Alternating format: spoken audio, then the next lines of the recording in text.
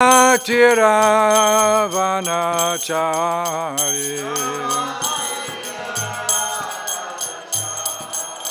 Jaya Radha Madhava Kunja Bihari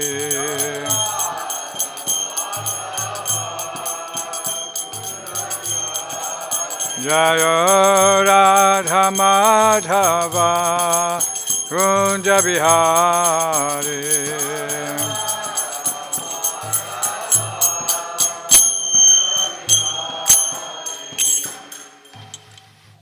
Jayam Vishnupad Paramahansa Parivrajikacharya Satara Satya Sri Srimad. His Divine Grace, Abhaya Charanavinda Bhaktivedanta Swami Prabhupada Ki. Jai Nitya Lila Pavishta Om Vishnupad Paramahansa Parivrajikacharya Astatara Satya Sri Srimad. His Divine Grace, Srila Bhakti Siddhanta Saraswati Thakur Goswami Prabhupada Ki. Ananta Koti Vaishnava Vrinda Ki. Namacharya Srila Haridas Thakur Ki. Prem se kaho Shri Krishna Chaitanya Prabhu Nityananda Shri Advaita Gadadhar Shivachari Gaur Bhakta Vrinda Ki. Shri Shri Radha Govinda Gopinath Shama Kunda Radha Kunda Giri Govardhan Ki. Shri Braja Bhumi Vrindavan Dham Ki. Shri Mayapur Navadvip Dham Ki. Shri Jagannath Puri Chaitra Dham Ki. Ganga Maya Ki. Jamuna Maya Ki. Bhakti Devi Ki. Srimati Tulsi Maharani Ki. Samaveda Bhakti Vrinda Ki. Gaur Premanandi. All glory to some of the devotees. All glory to some of the devotees. All glory to some of the devotees. All glories to Sri Guru, Sri Gauranga, and Srila Prabhupada.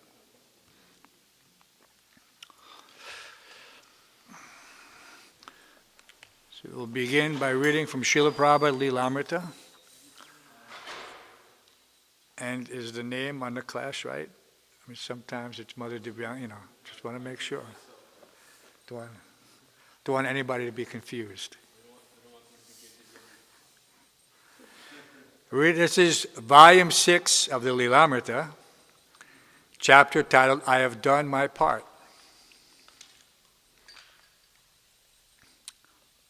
One evening, Srila Prabhupada called for all the available sannyasis.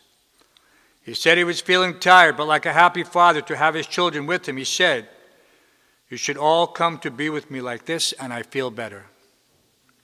One day while sitting with Srila Prabhupada, Tamal Krishna began to describe the pastimes of Krishna, as depicted in the painting hanging to the right of Srila Prabhupada's prasadam table.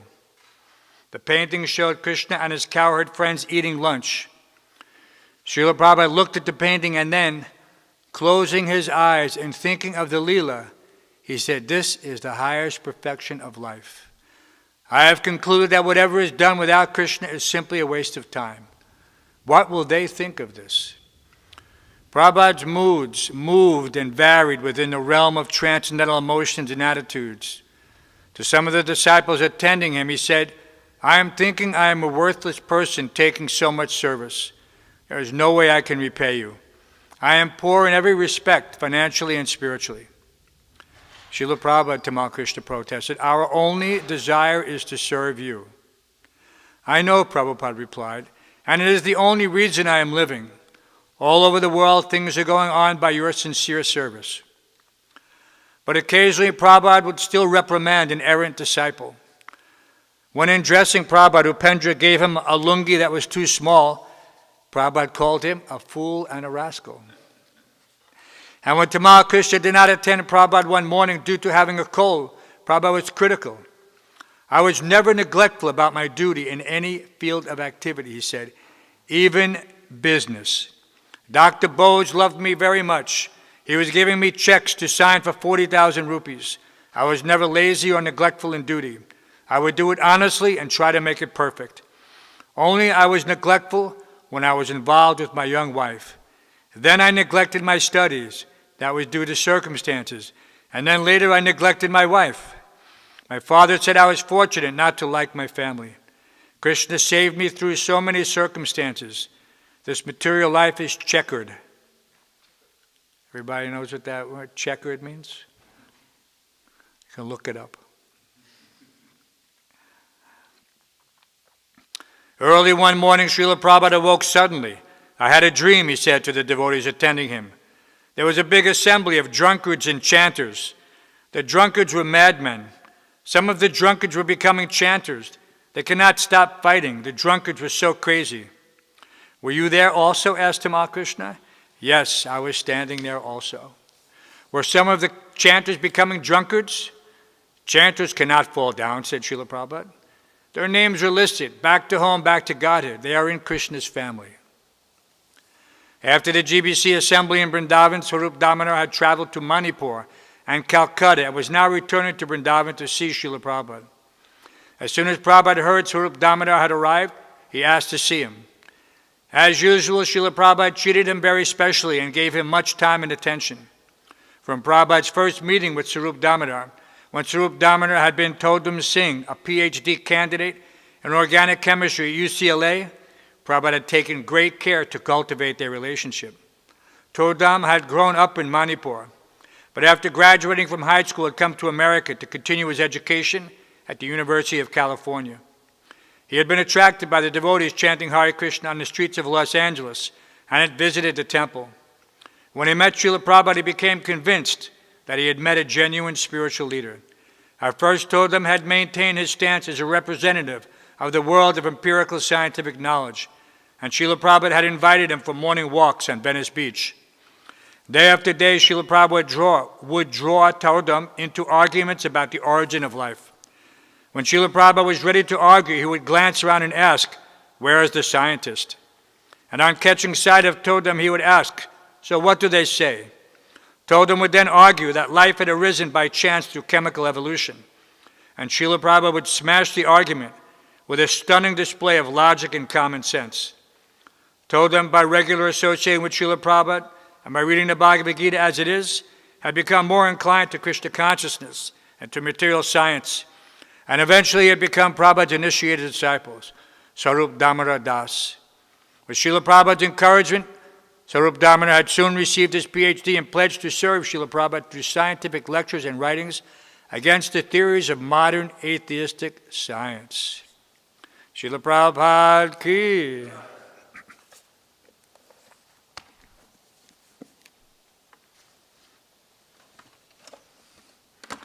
Om Namo Bhagavate Vasudevaya. Om Namo Bhagavate Vasudevaya. Om Namo Bhagavate Vasudevaya. Reading from Srimad Bhāgavatam, 3rd Canto, 18th chapter, texts 16 through 19. I'll read texts 16 through 18 and we'll chant text 19. Purnagadam Sramadaya Brahmayantam Bhikshanasa Abhyadavadari Krudha Samrang Bhadastadachadam. Personality of Godhead now exhibited his anger and rushed to meet the demon, who bit his lip in rage, took up his mace again and began to repeatedly brandish it about. Text 17. Tatascha gadaya rating dakshanasyang bruvī prabhu ajagnesa tutam somya gadaya kovidohanat. Then with his mace the Lord struck the enemy on the right of his brow. But since the demon was expert in fighting, O gentle Vidura, he protected himself by a maneuver of his own mace. Text 18. Evan gadabhyang guravibhyang haryaksho haryevacha jigishaya shasamrabdav anyonyam abhijagnatuhu. In this way, the demon Haryaksha and the Lord, the personality of Godhead, struck each other with their huge maces, which each enraged and seeking his own victory. Purport. Haryaksha is another name for Hiranyaksha, the demon. Text 19. Tayos prados tigma gada tangayo. Please repeat. Tayos pados tigma gadahatangayo. Tayos pados tigma gadahatangayo. Shocha Shavagrana Vivriddha Manyuvu Kata Shavagrana Vivriddha Manyuvu. That Manivo? Manivo. Vichitramāgang Charato Jigishaya Vyabhadlilayam Ilayam Eva Shushmanormadaha Vyabhadlilayam Eva Shushmanormadaha.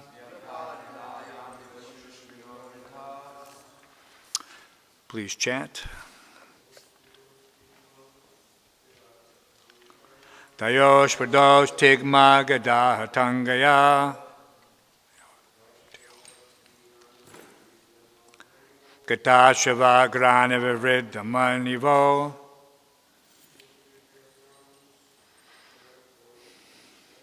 Vichitramagang Charator Jigishaya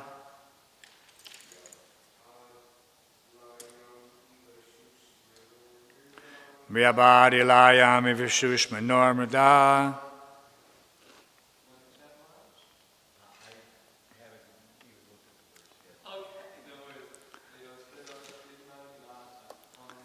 Tayos Pados Tigma Gada Tangayo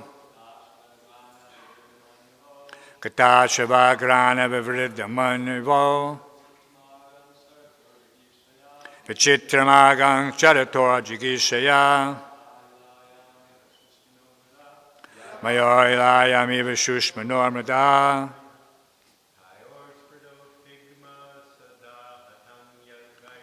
Tayos Prados Tigma Gada Tangayo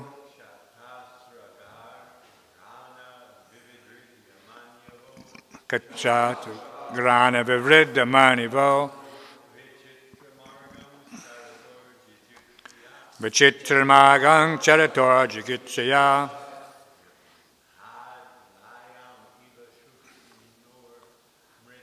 Vyabhadilayam Vishushma Normada.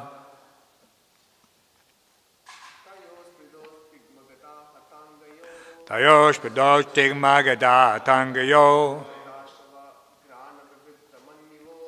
Shatashava Grana Vivriddha Manivo Vichitramagang Charator Jigishaya Vyabhadilayam Eva Shushma Normadaha.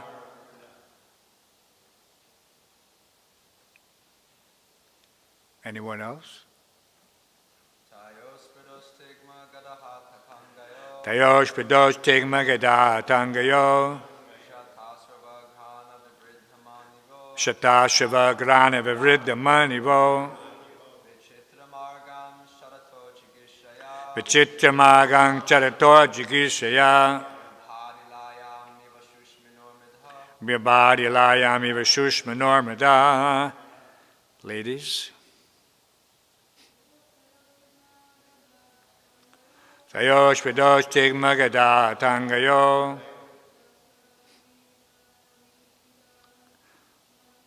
Shatashava Grana Vivriddha Manivo Vichitramagang Charator Jigishaya Vyabhadilayam Eva Shushma Normada.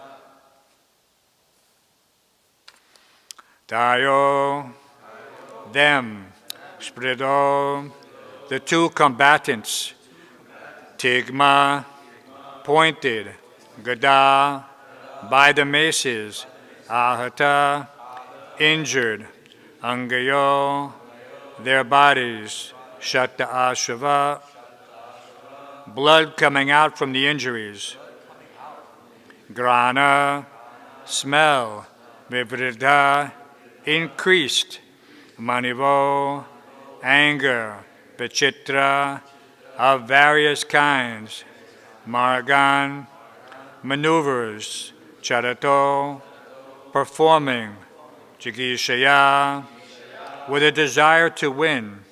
Vyabhat, it looked like Ilayam, for the sake of a cow or the earth. Eva, like Shushmano, of two bulls. Mrida, an encounter. Translation and purport by Divine Grace, A.C. Bhaktivedanta Swami Prabhupada. There was keen rivalry between the two combatants. Both had sustained injuries on their bodies from the blows of each other's pointed maces, and each grew more and more enraged at the smell of blood on his person. In their eagerness to win, they performed maneuvers of various kinds, and their contest looked like an encounter between two forceful bulls for the sake of a cow. Please repeat. There was keen rivalry between the two combatants. Both had sustained injuries on their bodies from the blows of each other's pointed maces. And each grew more and more enraged at the smell of blood on his person. In their eagerness to win, they performed maneuvers of various kinds, and their contest looked like an encounter between two forceful bulls for the sake of a cow. Purport by His Divine Grace, A.C. Bhaktivedanta Swami Prabhupada. Here the earth planet is called Ila. This earth was formerly known as Ilavrita Varsha. And when Maharaj Parikshit ruled the earth, it was called Bharat Varsha. Actually, Bharat Varsha is the name for the entire planet, but gradually Bharat Varsha has come to mean India. As India has recently been divided into Pakistan and Hindustan, similarly, the earth was formerly called Ilavrita Varsha, but gradually as time passed, it was divided by national boundaries. Om Gyanat Vrindasya Garanjana Shlakaya Chakshuram Litamina Tasmai Shri Gurave Namaha Mukam Karoti Vachalam Bangum Lankayate Garam Yat Kripatamaham Vande Shri Gurum Dinataranam.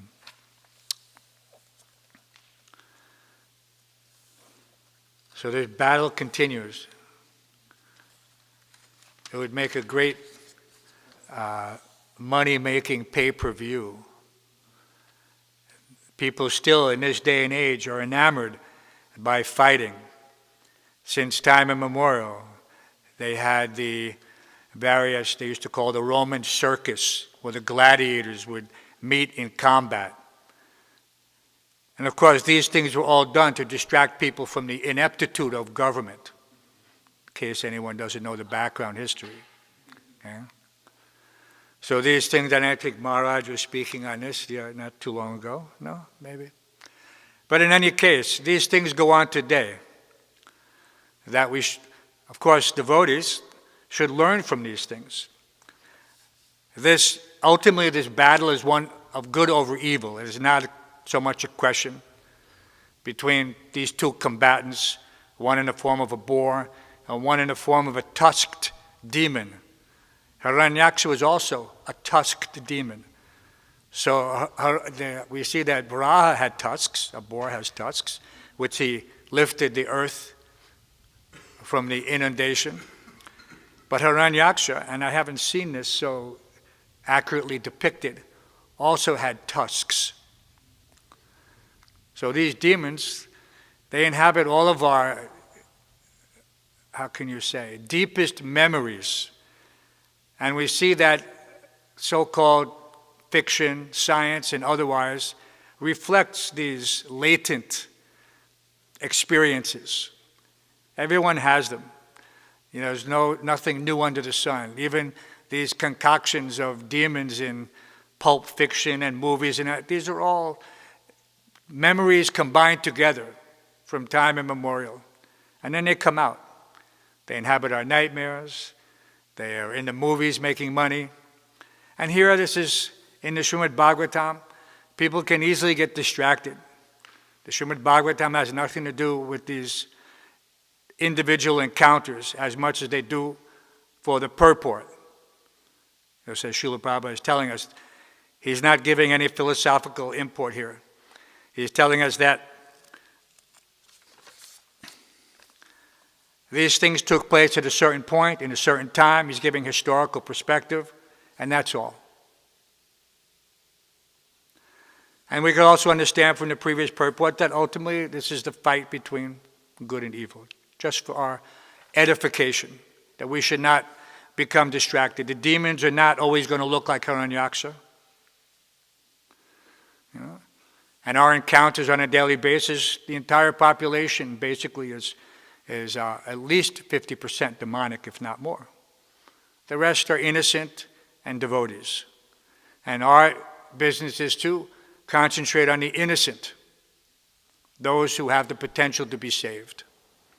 If at all possible, we ignore the demons, unless it's going to affect us directly in our preaching. Just like Prabhupada didn't go looking to confront the demons. But when the fight came, he didn't back down. When they accused us of so many things in brainwashing, he said, no, this is an opportunity for preaching. At that time in New York, when we had the court cases being held in federal court in New York, Newark, actually, because I remember I had to drive. Prabhupada asked for all the books to be delivered to the court. All the books. Every single book published at that time. So I loaded them up, and we drove them, and we delivered them to the court and entered them as evidence. We entered them as evidence. And they had to review them. And then they could understand that this is a bona fide 5,000-year-old philosophy, not some cult imported into America by some person who is trying to exploit the youth for some self-aggrandizement. This is what they accused Prabhupada of, that he was brainwashing the youth to profit from their donations, from their hard work on the streets, because people saw us collecting everywhere, all over the country.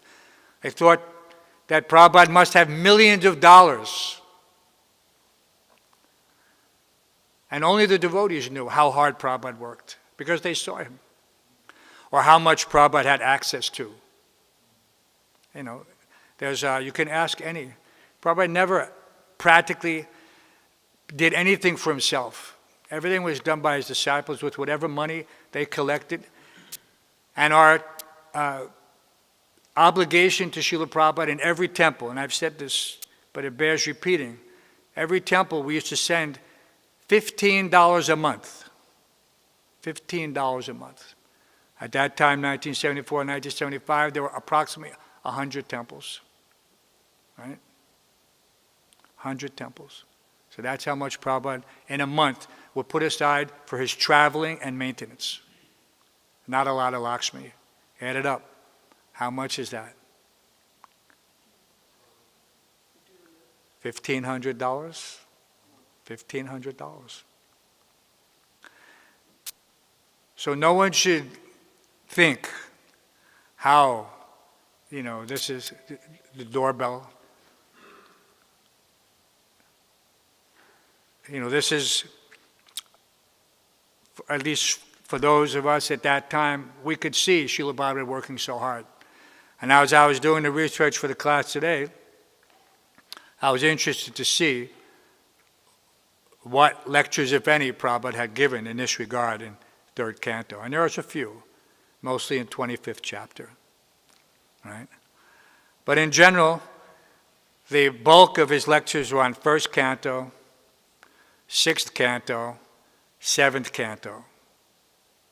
So if one wants to know where Prabhupada's emphasis was, he should listen to those lectures. Very important. To understand what Srila Prabhupada considered to be essential for us. And let's see if I have that exact breakdown. It was very interesting.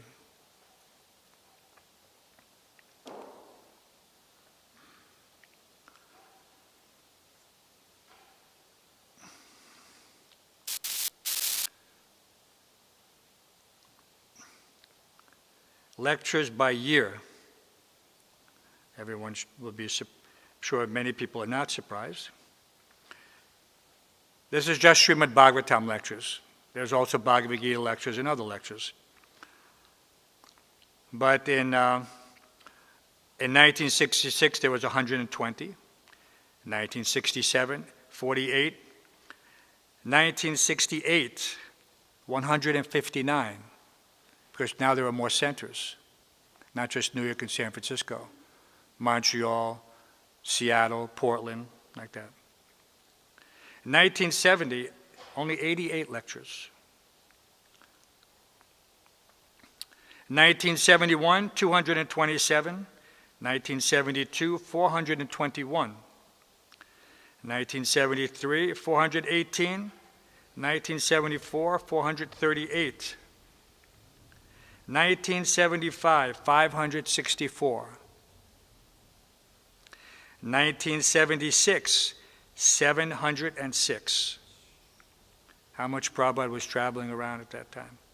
In 1977, of course, 387. More than he gave in 66 and 67 together. And location, another interesting point. Vrindavan, 531. Los Angeles, 501. Bombay, 443. Mayapur, 244. New York, 233. Those are the top. London, 197. Honolulu, 127. Hyderabad, 90. And then it goes down.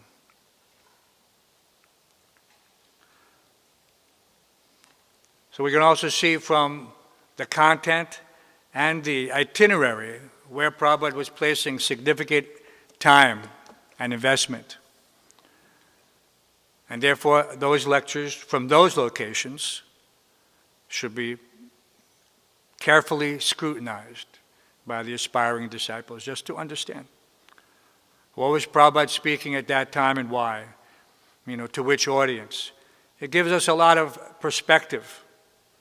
We can see. And of course, the content is the most important thing for us, because he's emphasizing, as the movement is growing, he's emphasizing certain things about purity, about following, about cooperation. These things are all essential components.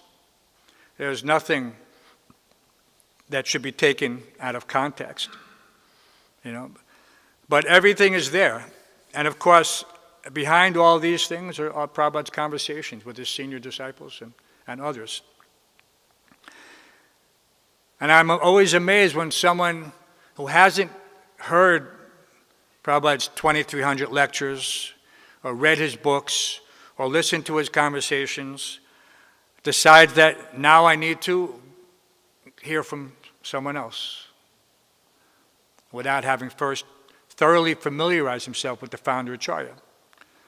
You would never have that situation in, say, the Madhva Sampradaya. They stick very strictly. They listen, they hear their Acharya, and everything they do is based on those instructions, as it should be for us. There's always a temptation to try to implement something new. Prabhupada said this is the disease, particularly of the Westerners. And so that has to be carefully guarded against. If there's anything that needs to be adjusted, there'll be direct, evidence based on, some. What did Prabhupada give us? That we should work jointly, cooperatively. That's why he established the GBC, to discuss things that require discussion, to come to some consensus. Not consensus based on sentiment, emotion, or speculation, but a consensus based on the scriptural evidence, like Maharaj works with Shabda, very nice group, to vet, these various proposals or propositions that people make that might affect the trajectory of our movement.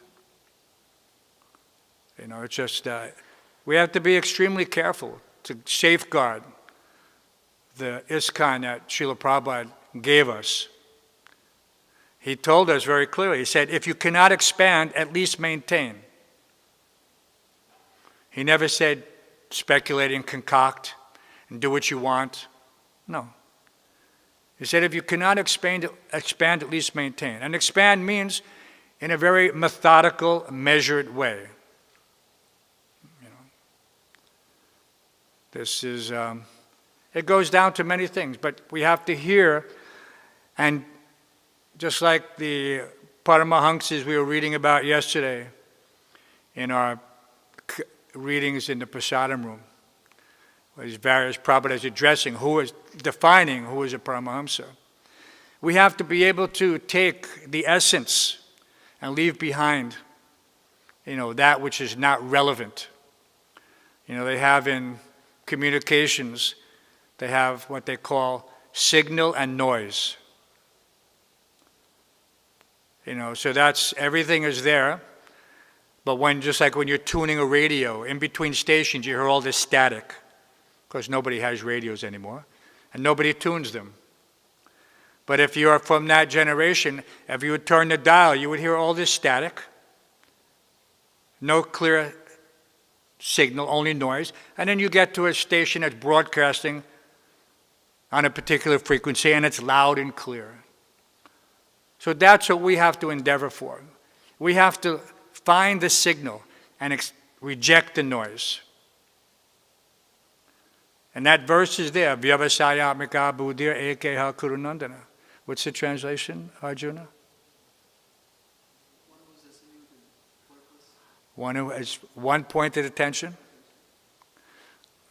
Gopal Champa will look it up so we can make sure everybody hears it. There's a very, it's a meditation. It's not just a shloka that we randomly pick out for whatever reason. Yes, Gopal. Those who are on this path are resolute in purpose and the aim is one. O beloved child, proves the intelligence of those who are irresolute are many branched. So this is something that we should all examine in our own daily activities, beginning with rising for Mangalartik, chanting our japa and greeting the deities. If we're there thinking of something other than the immediate focus, then that is Maya trying to distract us in every little thing. She's trying to, and that was also in the readings yesterday. Maya is the teacher. She's there to make sure that those who are serious become facilitated, and those who are not serious will not disturb Krishna. So that's Maya's job, to prevent disturbances to Krishna. And ultimately that's us, if we're not focused. And we could see it happen all the time. How many times the society is distracted by something unnecessary that we have to attend to. Managerially, they're called fires. You have to go put out a fire. You hear it all the time. So this is not our business technically. At the management level, the GBC level, that's our responsibility. We have to attend to these things so that they don't become raging infernos. Try to get it while it's still a small thing like that. But that also filters down individually to us, that we don't fall prey to the logical expansion of thinking, feeling, and willing. Because everyone has these thoughts. In Kali Yuga, fortunately, no one is held accountable for his thoughts, thinking. In Satya Yuga, you were. You were held accountable for your thoughts. Sinful thoughts were sins. They weren't just thoughts. And so, thinking, feeling, and willing, we're very fortunate that we have some information that can guide us in this regard. That one has the opportunity to abruptly stop that train of thought, right? Isn't that what it's called, a train of thought? People use this term all the time. You reject it. And if you don't reject it, you've just, it's like put 1 point in the opponent's scoreboard. Score 1 for Maya. So you have to keep track. Not to become, because we're looking, just like these two opponents, each one is fighting for victory. Good over evil. And so that is also our endeavor. Through our familiarity, by hearing, by chanting, by practicing. And the demon here seems to be very opulently dressed with golden armor. He has everything. In his pointed, spiky mace. But he's ultimately going to be defeated. Because what's that? Satyameva Jayate. That's the motto of India, of Bharatvarsha. It's on the Ashoka capital. It's on all the currency. Just like we have in God we trust. In India, it's Satyameva Jayate. The truth will be victorious. The truth will be victorious. So we have that, and ultimately, Prabhupada is giving us opportunity to become brahmanas. And interesting thing about Prabhupada quoting shlokas, Chutananda told me that in preaching, and this is in preaching, when you've got thousands and thousands of people and you want to make a point, sometimes you will combine some shlokas. Prabhupada would take the first 2 lines from one shloka and the second 2 lines from another, and he'd just for effect. Just for effect. In the military, it's called fire for effect. First, you're testing to get your range, and then once you have your range, you fire for effect. You land the projectile right in the midst of the enemy, right where you wanted it. So on one, you can hear it in a lecture sometimes. You probably was quoting that verse, Satyam samo dhamma socham, Satyam samo tapasocham. But there's no Satyam. But Prabhupada put that first. Satyam samo tapasocham, truthfulness. Because that is the criteria ultimately of the Brahmins. And it's there in the 12 qualities of the Brahmins. That's also there elaborated in the Bhāgavatam. But it is not in that particular shloka. But yet he saw fit to quote it like that on many occasions.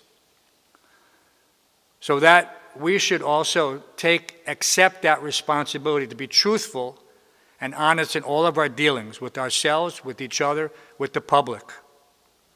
This is where this is how we should be known, to the general population. These Hare Krishna people, and for the most part we are. But there are some detractors who will latch on to those things which arise due to weakness of heart and aparad, and try to exploit them, to diminish. These are actually demons. Maybe individually we have some culpability, because we haven't carefully guarded each other. Ultimately, it's our fault. This is why it's necessary to have friends in Krishna consciousness, to have those who you trust and those who trust you, in order to, at the right time or at the moment when it's required, to tell you, hey, Prabhu, you're walking on thin ice and you need to pull back. You're having too much association with Maya, I've noticed. You're not in japa, you're not in Mangalartik. We don't see you in the day and you're coming back late at night. What's up? What's up with that? So this is, otherwise that situation can turn very ugly very quickly. And that person who we were ignoring, of course you thought, okay, don't bother him. He goes and does something abominable, and then the whole movement is characterized by that one individual's nonsense. And of course, all of us know that that's not the fact, but the public doesn't know that. So we have to be on guard. Good and evil. It's there everywhere. And those who want to exploit, our weaknesses for whatever, for their, is it Maya? Is it Krishna? To make us stronger, because, they have that saying, right? Krishna, God doesn't test you more than you can bear. So we have to take all these situations personally, our personal situations, our collective situations, our societal situations. We have to be very attentive. We have to know when to speak up. It's a very important thing. Don't just, I hate to keep repeating the karmis, but they have that saying, see something, say something. Because for them it means a different thing, and for us it means a different thing. But for us it means that we should guard the society by guarding ourselves and our God brothers and God sisters. That's how we do this. That's how we go forward. We have so much service to do. I think in New York, probably more than any place else on the planet at this time, that New York is in one sense, a state of, how can you say, transition. At one point, New York was the center of everything in the United States. It had eclipsed even Los Angeles and other places. Of course, there's always competition. Who can do the most books? Los Angeles and New York, always at the top two. And then, of course, Europe started coming up, and other places. But for the most part, we have a big challenge to dedicate ourselves. I see a lot of times that people aren't satisfied with their situations because they're restless for no real reason. When Krishna, what is that? Mother Divyangi also mentioned that story yesterday about God sending the boat, and of course we've heard this many times.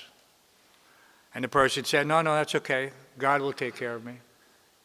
And eventually he gets to wherever, heaven or hell, and says, how come you didn't take God's help? And that's the point. We don't always see where our best interests lie. And we should try to examine it, not just from our own perspective. This is why we have, for better or worse, the hierarchy coming from Srila Prabhupada, who, through his instructions and his, foresight, established the GBC, which has been able to maintain ISKCON to a great extent for these last many years. And then there's the organization in the temple. It's not mundane. It's not that, this temple commander, he's just such a pain, and he's telling me to do this, he's telling me to do that. He's also acting under some authority. The temple president is telling him this is what needs to be done. You should try to make sure that everything is there. When I was a temple commander in the big temple in 55th Street, it was 11 stories plus 2 basements, 77,000 square feet. But there was only one temple commander. And we had to clean the entire building, all the public spaces every day. And the ashram spaces, because we used to polish the floors. We had floor machines. We would do the ashram floors in rotation. And it had to be done at night when nobody would be walking on them. So we had a night crew. And they would polish all the floors at night. And you'd wake up in the temple and everything would be spotless. Such a nice, refreshing concept. Everything was perfectly clean. So we're not there yet. But it's not that we should maintain a low level of expectation, because otherwise there won't be any facility. Prabhupada was an expert wordsmith. Prabhupada said, responsibility means facility. So those two things go together. If you accept the responsibility, nimitta matram bhava savyasacham. Krishna will provide everything. But if you're not concentrating on to your maximum effort, then Krishna will reciprocate yaya tamam prapadante. We've already read this in Bhagavad Gita in the beginning. So it behooves us to develop this surrender, which was also discussed again in class yesterday, and I mentioned it the other day, that from this day forward I am yours. That is the critical point. When you can honestly say that, because as soon as you say that, then you cannot escape the service that Krishna is going to bestow upon you. And to do so means to, diminish your opportunity for advancement in spiritual life. And I'm not saying this as a condemnation. This is not like, saying you're going to go to hell. This is just a fact. We've seen it for 50 years. What happens? Krishna is giving so many chances, and some are taking it and some are not. Just the way it is. And those who take it, they find full satisfaction in Krishna's service, and they're not looking for anything else. Somebody may wonder, why is this person doing this service? He could be doing so many other things.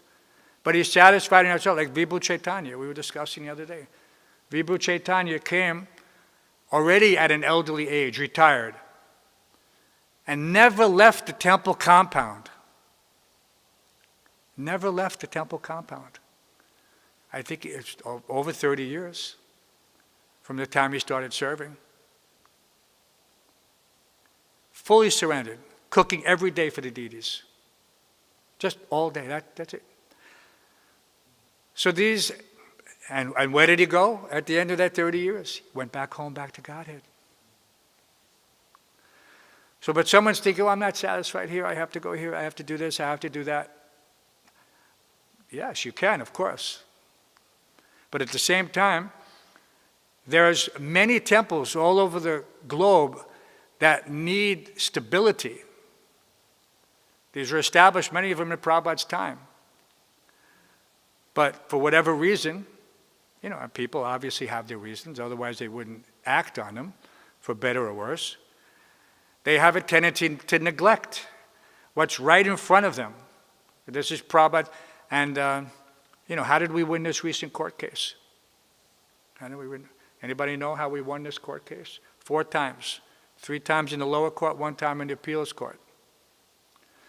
Because the judge familiarized herself with Prabhupada's last will and testament. And Prabhupada had declared in that will that the GBC is the ultimate managing authority, for better or worse. The point is to make it better. How does it become better? By those devotees who have taken the time to gain the experience necessary in a particular field of action, field of knowledge, where they can then, at some point, help to guide the society. Because this generation is about to go, and for the most part it's gone.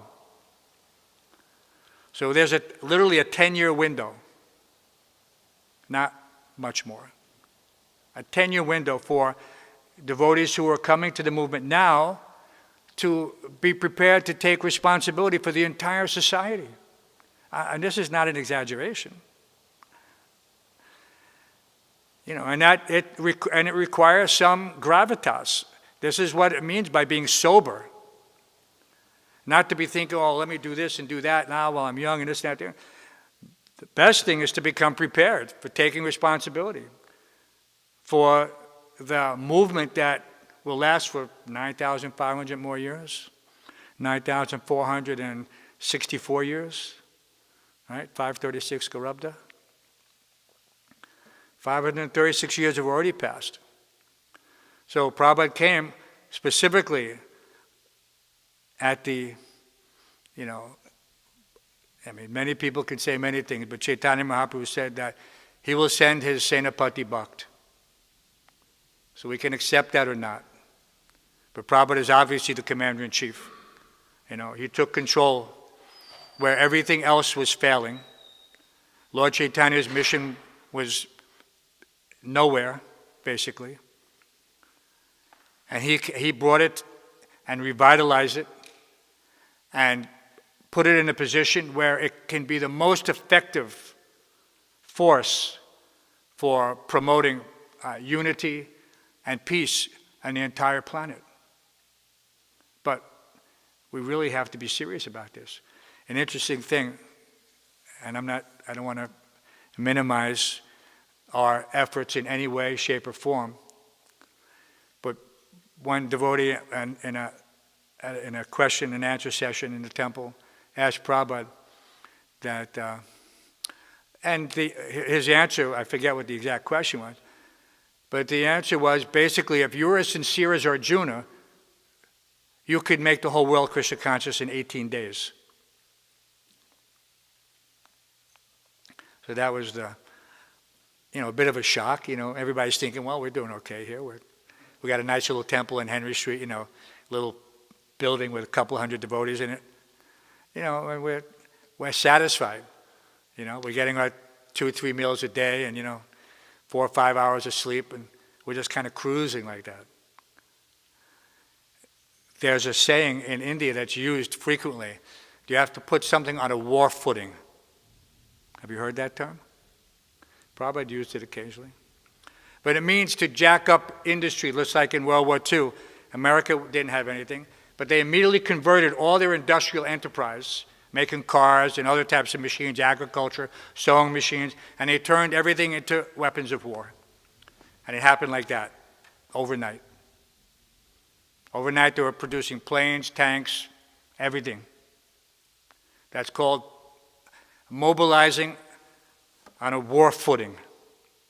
So this is what we should be doing. We shouldn't be wasting time at all, not a moment, as much as possible, because we have a big task in front of us.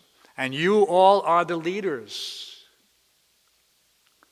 So it's best to concentrate on, of course, making yourselves strong. But, Prabhupada, actually, that it's in today's, what is that? About an oasis. That this Krishna conscious movement is like an oasis in the desert. And those who come to it, however they come to it, by chance or otherwise, they will become completely saved from that parched environment that generally leads to death. So we have to just prime ourselves every day. First business, Mangalarti. If we neglect the small things, and what did Prabhupada, I don't know why we remember these from the old days, but everybody knew these things. We didn't have internet, we didn't have smartphones, but immediately as soon as Prabhupada said something, it went like wildfire around the movement. Because devotees would be traveling with this or that, the other, and they would say, how that Prabhupada would comment on something, with regards to sincerity, and how we can become effective, in this preaching mission. And so, everything is there in Prabhupada's books. They have to be carefully read, studied, assimilated, preached. This is our only business. And he said, when a devotee asked, what is the formula for success in Krishna consciousness, 2 things that I remember clearly. One is sincerity. And the other was following all the little rules and regulations. That was not the answer the devotee wanted to hear, but that was the answer Prabhupada gave. And sometimes it applies to us. It definitely applied to that individual. And sometimes it applies to us if we're neglectful in any case, and we should realize that Prabhupada knows everything. And what the more you listen to his lectures and read his books, you'll understand how whatever he's saying when he wrote those books in 1963 or 1960 whatever, or 1970 whatever, everything is perfectly appropriate according to time, place, and circumstances right now. There's nothing dated about it. Prabhupada's telling us everything that we see that's happening contemporaneously, all the turmoil in the material world, it's all discussed. It's nothing new. It's all there. People now are worried about whatever, the pandemic, Third World War, whatever. It's all discussed. It's just going around. So don't worry about these things. Worry about what we can do, what we can change, what we can have an effect on in propagating, Krishna consciousness to the innocent souls in New York and elsewhere. So I'd like to thank everyone, of course, to listening to this, following the footsteps of all the devotees who are expressing humility in that regard, and which I have none. But we should follow the examples of devotees who do, and then we'll make advancement. We'll learn to subordinate our ego. So this is an important point. So questions, corrections. Prabhu has the microphone. Everybody there, that young man over there. Hare Krishna. But you have to speak quite loudly. Everybody else knows I'm hard of hearing, but you're a newcomer. Okay, yeah, can you hear me okay? Let's see. All right, you mentioned that New York is in a period of transition, but I don't know if I quite followed what you meant by transition. What is the transition that's happening in New York at this moment? What is attentive? The transition. Transition. For many years, this temple and the activities normally associated with the temple were neglected. And we recently prevailed in a court case that will allow us to begin to correct the mistake of the previous situation, which allowed the preaching in New York to diminish to practically nil. It was there, Radha Govinda were always there. But for most people, they only had access on Sundays, if that. And so we've come 360 degrees from that, where we have the Harinam party going out every day. Can you imagine, there was no Harinam for over 20 plus years in New York City. One of Prabhupada's prime instructions, if not the prime instruction, for any temple, to be on the streets chanting the holy names.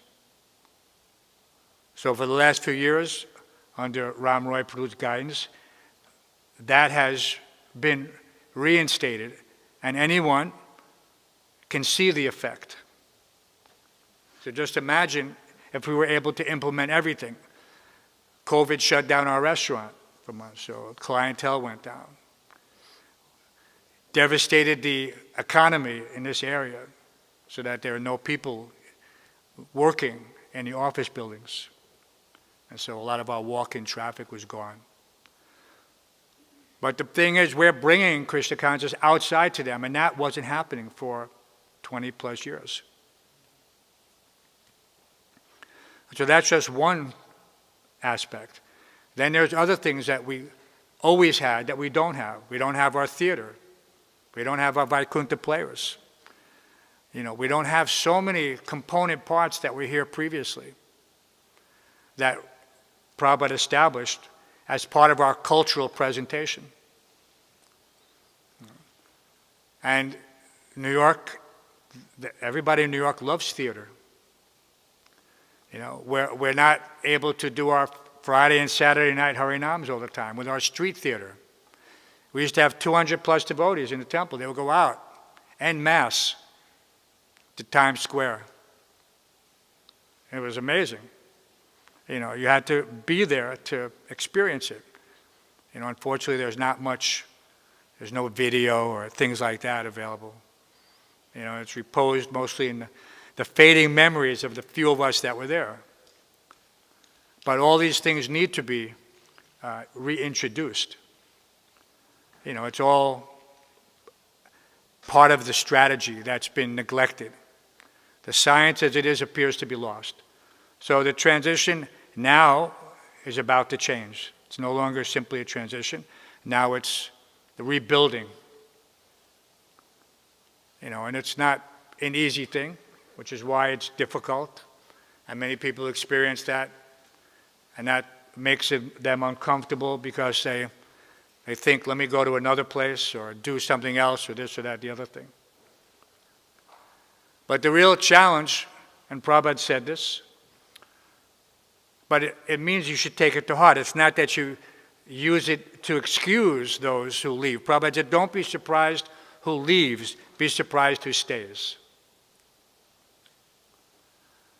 But one should do it. If one, just like, we have, at least for those of us who have served here in the beginning, Radha Govinda are always our Ishta Devatas. Without them, we would not be anything. We'd literally be dust in the wind, as the song says. Because we were all fated to be in an early grave. A whole generation. Worse than the alcoholic bumps that Prabhupada had to climb over to get into the Bowery. Self-destruction taken to the highest level. Because everybody was frustrated. When Prabhupada came, he saved an entire generation. It was amazing. And we have that same responsibility. It's not that these people don't need to be saved. It doesn't look like it externally. But all these people are lost. They have no idea what is reality, distinct from illusion. They have no idea. But sometimes we get bewildered by, oh no, they're rich, they're happy, let them alone. No. Our work is just as important, just as urgent now as it was then. And if one is grateful, then he should manifest that by, as they say, paying it forward. This is our duty. And this location, in my experience, can be the best location for sending out, as Prabhupada said, sending the devotees out to influence. New York, Prabhupada, why did he come to New York? Because he knew that if he could get New York, penetrate that, the obstacles that, for whatever reason, might seem to present themselves, that he could conquer the whole country, and he did. He did.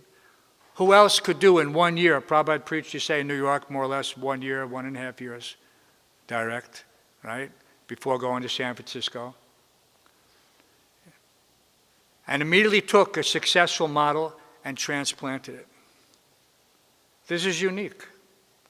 If he was a business person, people would have wrote volumes about his thing. This is, the McDonald's franchise is nothing compared to what Prabhupada was doing. Yet people glorify those who were able to successfully replicate something. But the success is only known to the devotee. There are some people who acknowledge it, who saw it happen, who were associated with Prabhupada in the beginning, who wrote books, Dr. Judah, this person, that person.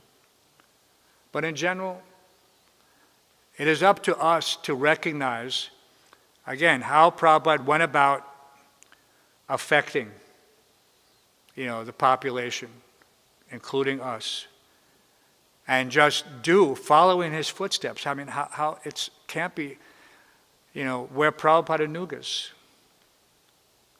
This is the whole point. we're following in Prabhupada's footsteps, and we can experience the same success as he did. If we don't change, we just have to maintain that purity.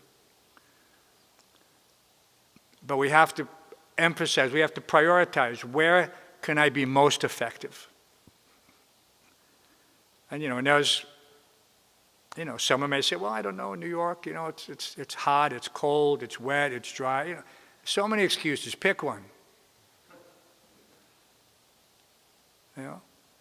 But the idea is there's no comparison to the mercy that one can get from Radha Govinda. No comparison to these deities that Prabhupada personally installed. At least in our experience. At least in all the devotees who came from Radha Govinda Mandir and went on to do great things to help the society expand. So many devotees came from New York. So that could be you. That could be anyone. But you have to concentrate. You have to get the mercy of Radha Govinda. You have to perform the austerity of surrender. And there's no better place to surrender than in a situation like this. And this isn't even a 77,000 square foot building. Tiny little building, 32,000 square feet. Surrender to keeping this building clean. It's a lot easier. And taking care of the devotees and taking care of the deities. It's very easy. It's a benediction. So that's the transition, Prabhu. We invite you to stay and enjoy our journey. We have plenty of space for anyone who wants to come.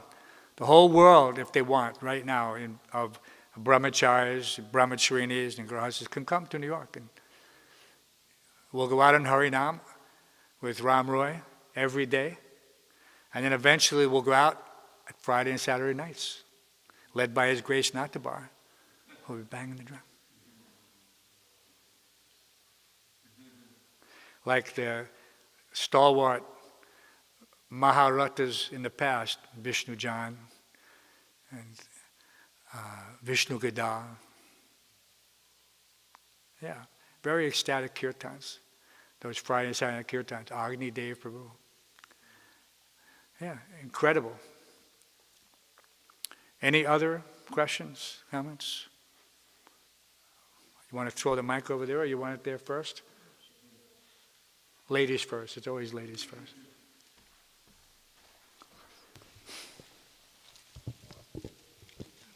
Hare Krishna. Thank you for a very motivating and inspiring class. It's very appreciated. So you made a comment where Prabhupada was saying that we could make the whole world Krishna conscious in 18 days. So I'm just curious, is there like a point where it goes, okay, now I'm Krishna conscious, and then it feels like it's kind of something, there's not like this, okay, now I'm Krishna conscious. It feels like it's something that comes and goes sometimes. Maybe if we're not practicing steadily. The purport of that saying, he was implying that if we are sincere, and it seems everybody has their own definition of that. But basically sincere means Krishna's in your heart. And He's giving you opportunities. And you're going like this. No, not that one. No, not that one. Okay, that one. And you can't do everything. That's there. But when Krishna gives you a small thing to do and you don't do it, that's something, Everyone has the opportunity to pick up a piece of trash that's on the floor in the temple room. When your eyes touch that piece of trash, it belongs to you.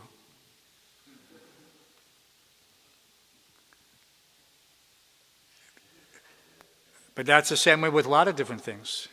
Yesterday, Bhakta Ryan saw the dirty steps and cleaned them top to bottom. And now they're spotless. And now his heart is spotless to that extent possible. So this is the key. When Krishna gives you an opportunity, you should try to see it in that light and take it in that light. Don't think, no, it's not my job. And if it's not your job, that's fine. Find out whose job it is.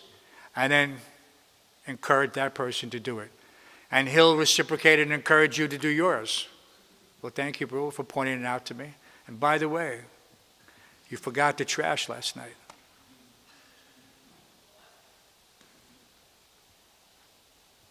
But there's different ways to, like I said, in my experience, sincerity means that when there are certain times when you know that Krishna is giving you this service, and it's a turning point in your Krishna consciousness. And sometimes it's not obvious, but, and if it's not, then you approach an authority and say, bro, I was thinking that, I'd like to do this. What do you think? Because that shows our level of sincerity as well.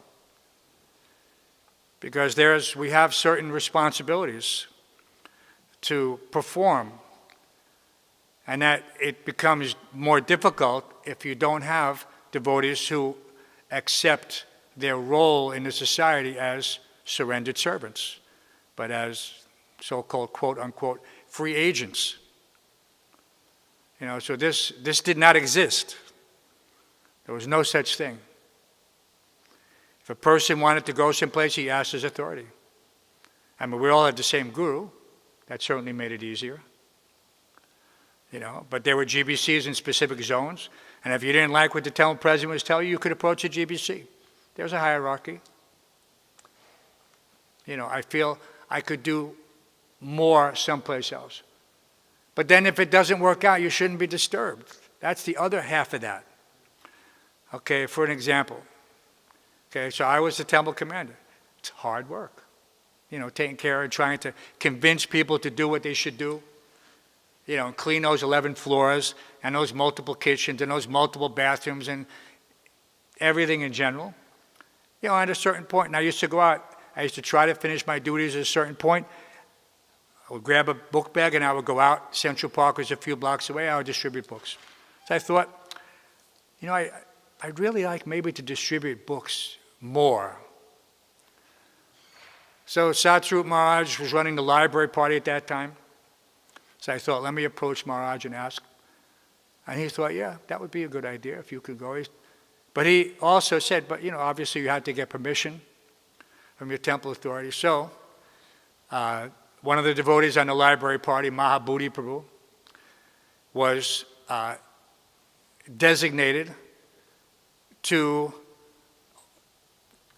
go to our GBC at the time, who was Tamal Krishna Maharaj. And nobody really wanted to ask Maharaj something that, involved money or manpower. But he did. And he did it while we were taking prasadam. And you could see Tamal Krishna Maharaj's face change. And he was just like, what? You can't take Hansarupa. You can't have Hansarupa. He's the temple commander. Who's going to do that service? So I made an effort, but it was rebuffed. And so I was a little disappointed. I used to work in a library, the 42nd Street Library on Fifth Avenue, the big library. So I thought I have some knowledge about how librarians, library technicians, administrators work in the library, because that's what I did. So I thought I'd be a perfect fit. But Krishna had other ideas. And after that, I never regretted. From the time I joined to the time I left for 10, 11 years, I very happily served Radha Govinda. And after that point, I never had another thought that I should be someplace else. It never crossed my mind that I should be someplace else. I'm serving Radha Govinda. Where should I be? Where else should I be? But sometimes we don't develop that attachment to the deities or to the service, or to the friends that you make. I didn't want to leave my friends either, ultimately. And as a temple commander, you don't really have many friends. You have a lot of people hiding from you. And I used to find all the hiding spots, so they didn't like that either. Yes, Ram Roy Prabhu. Mataji, is that satisfied? Okay, of course, he's a senior to you, so you'll have to wait till. So Prabhupada, he stayed here for 15 months from October 1965 Yep. 15 till months. January 1967. The devotees, I believe Pancharatna in Mayapur, they're trying to put words in Prabhupada's mouth. Prabhupada, isn't Mayapur your most important project? No, you have misunderstood. New York New York. is my most important most project. important And here's a little bit from Prabhupada's letter to Sudam, one of the premier members of the Vaikuntha Players in Henry Street, 1972. I'm very, very happy to hear from you all the good news about the New York Center. Yes, from the very beginning, I went to New York because I thought that Krishna consciousness is the most important idea in the world. So let me go to that place, New York, which is the most important city in the world. And if I'm able to do anything for Krishna and my spiritual master, even at the fag end of my life, at least let me try for it there. So this is Prabhupada's personal validation during those 15 months, very, very difficult. Like, oh, people, devotees say, oh, it's too difficult here, it's hot, it's cold, it's this or that, whatever you want to pick. But Prabhupada, you know, faced with just incredible difficulties, he had to renew his visa every 2 months. Yep.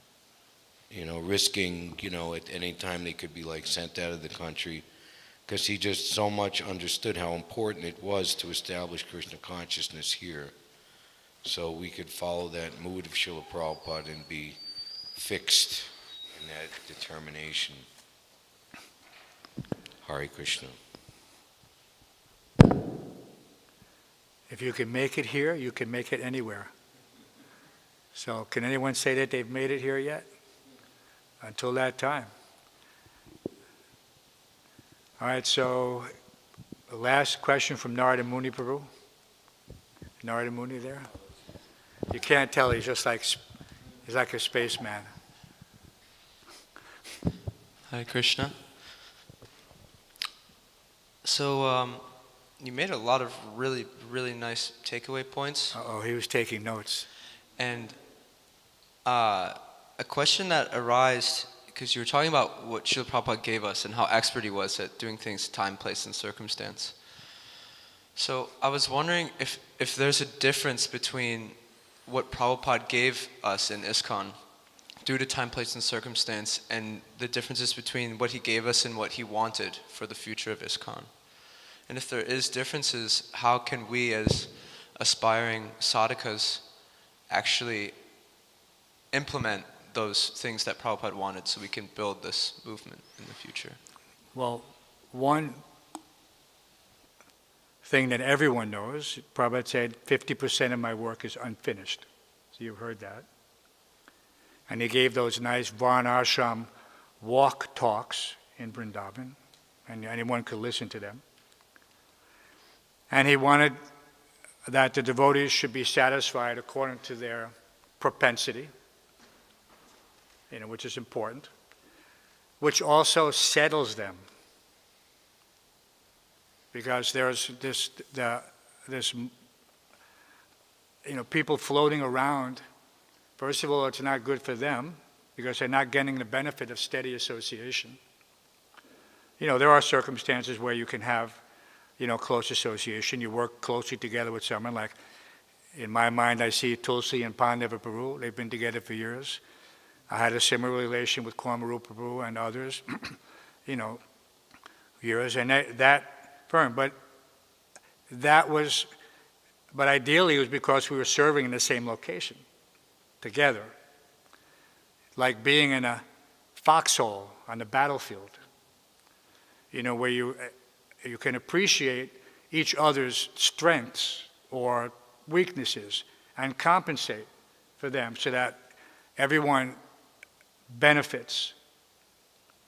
This is, we all of our, Mahajans, they are who they are, for various reasons. But at least in our line, we see that there's the 6 Goswamis. It's not the 1 Goswami. It's the 6 Goswamis. It's Lord Chaitanya's Sankirtan party, and there's the Chaitanya Charitamrita, and these pastimes where there's nocturnal kirtans, and and the energy from 500 years ago is still there when you perform kirtan. You experience that same mood and ecstasy. And of course, there were hundreds of devotees, but it becomes potent because they're all engaged in the same activity, with the same mood, with the same purpose. And this is a force to be reckoned with. But if we just kind of go our own way, we break this mood and momentum. And just, like I said, the New York Temple is not the New York Temple. When for 20 years it was just, the pujaris and the deities. So that's not the definition of a temple, in one sense. The temple is by the devotees, who are the servants of the deities, who are acting on behalf of the deities in every respect, in every way that the spiritual master instructed, not just in one way. So that's there, just like the army, just like any military campaign. There are so many things going on, but it takes great coordination and, leadership that is respected for having, executed their duty faithfully in such a way to gain the experience necessary to go forward. You have a successful campaign, and you replicate it. So everyone should try to find out how to be successful in one place before they try to be successful anyplace else. And then you'll actually become a valuable part of the society, which is what sannyasis do. They take that experience and they preach everywhere based on their realization at having previously been attached to a particular location, for the most part. Someone who served in Mayapur, Vrindavan, and then they take sannyas there. And usually they stay there. They don't go away. They'll go out and do preaching like that, but Vrindavan is a base. Prabhupada made it like that specifically. In the old days of sannyasi would leave his village, but we don't have a village in that respect. This is like a military fort. And we go out and we execute our orders, our mission, and we come back. And there are so many analogies. We don't want to get into the mundane aspect of it, but if it helps you, then by all means, use them. But this is, we have to fortify the situation so that anyone who comes finds shelter. Because Prabhupada said the only reason you have a temple is to make devotees. He made that very clear. And so if the temple is not making devotees, it's not really a temple. It's just a whatever. Just a building.